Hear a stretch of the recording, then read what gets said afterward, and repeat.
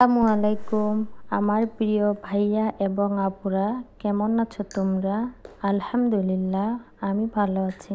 নতুন দিন নতুন একটা ভিডিও নিয়ে আমি আবারও তোমাদের মাঝে হাজির হলাম। আশা করি অন্যান্য ভিডিওগুলো যেভাবে ভালো লাগতো এই ভিডিওটাও তোমাদের ভালো লাগবে, তাই স্কিপ না করে সম্পূর্ণ ভিডিওটি দেখতে থাকো। এর মাংস আর একটা পরোটা দিয়ে আমি সকালের নাস্তাটা সেরে ফেললাম।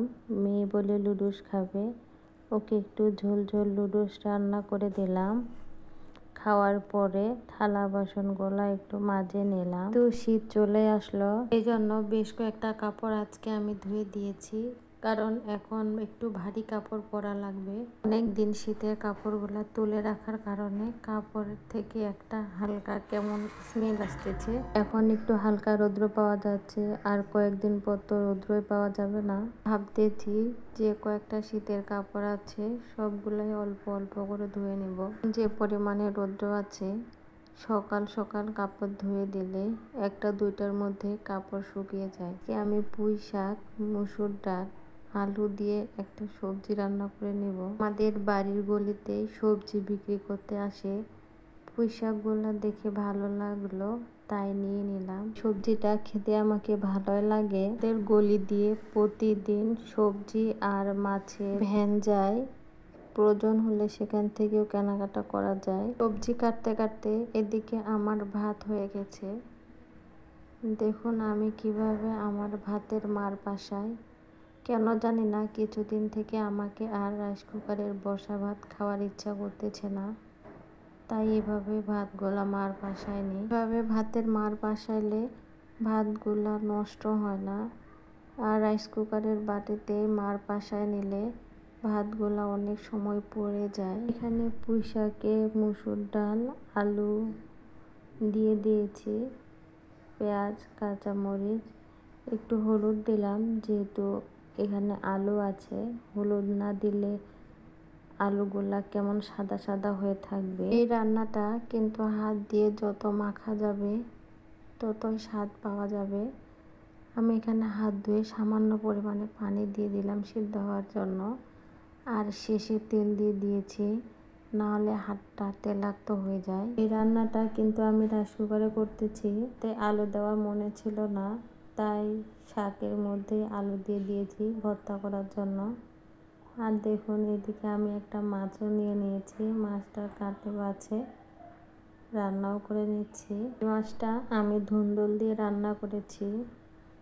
দুপুরে খাওয়া দাওয়া শেষ করে কাপড়গুলো শুকিয়ে গেছে, সেগুলো নিয়ে আসি এখন গুছাই নিচ্ছি। বাসায় ছোট বাচ্চা থাকলে হয় কি, যে জিনিসটা গুছিয়ে রাখবো, যেটা বারণ করব সেটাই তাকে আগে করা লাগবে। আমি জানি না অন্যান্য আপুদের বাবুগুলা কেমন। আর শীতের সময় বাড়িতে কাপড়ের পরিমাণ এতই বেশি হয়, যেখানে সেখানে শুধু কাপড়। ছোট বাচ্চা থাকলে তো ওদের কাপড় বেশি লাগে। আপনাদের ভাইয়া আজকে অফিস থেকে একটু তাড়াতাড়ি আসছিল, আপনাদের ভাইয়াকে নিয়ে একটু ঘুরতে বের হয়েছিলাম। ঘুরতে ঘুরতে আমার এই জুতাগুলো পছন্দ হয়েছে, তাই আমি এগুলা নিয়ে নিলাম। এখানে কিন্তু অনেক কম দামে জিনিস পাওয়া যায়। ছোট বাচ্চাদের স্যান্ডেল কিনতে এখানে অনেক বেশি সুবিধা। মাঝে মাঝে তো 2 জোড়া জুতাই 50 টাকা দিয়ে দেয়। এখানে কম দামের জিনিস পাওয়া যায়। আমাকে সে জায়গাগুলোতে একটু ঘুরতে ভালো লাগে, মনে হয় একটু ঘুরি, দেখি কিছু যদি ভালো লাগে। জায়গাটার নাম হচ্ছে রাজশাহী সাহেব বাজার স্যান্ডেল পট্টি। এই দোকানগুলা শুক্রবার দিন অনেক বেশি পাওয়া যায়। যারা মধ্যবিত্ত তাদেরকে অনেক কিছু ভাবা লাগে, আর জীবনের স্বাদ পূরণ করতে গেলে এই জায়গাগুলোকে খুঁজে নিতে হয়। এই জায়গাগুলোতে শুধু গরিব আর মধ্যবিত্তরাই আসে না, এখানে অনেক ধনী মানুষেরাও আসে। তবে আমাদের সমাজ ব্যবস্থাটা এমন হয়ে গেছে যে চলা বড়ই মুশকিল। কেননা যদি কোনো গরিব বা মধ্যবিত্ত মানুষ অনেক দামি কাপড় চোপড় পরে, তাও তাদের মনে হয় এটা আর কোথা থেকেই বা নিবে।